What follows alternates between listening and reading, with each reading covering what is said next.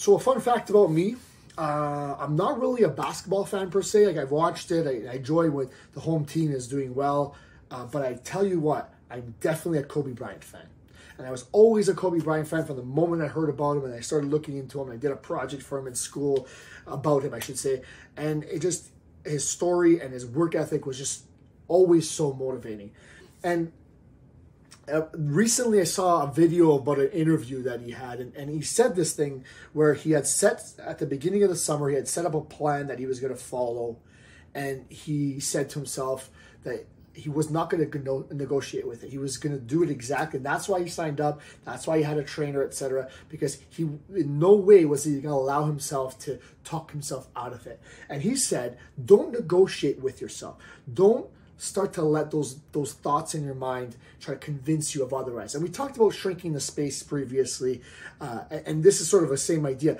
Don't allow yourself to negotiate with yourself, to say, hey, I worked hard yesterday, today I can take it easy. Hey, I've eaten well the last 2 meals, I'm just going to do whatever I want now. You want to set the plan in motion and then don't negotiate with it any further than that. And then maybe if you have to have somebody to help you to get to your goal, that's the whole purpose of a coach. So you can get there to your goal, but you cannot negotiate with yourself along the way. You want to set the plan in action and go with it.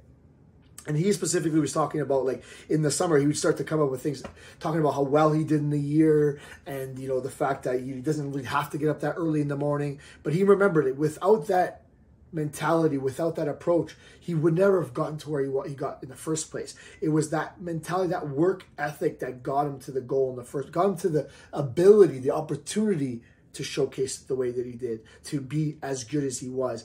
It was his work ethic. And you hear about many stories about it.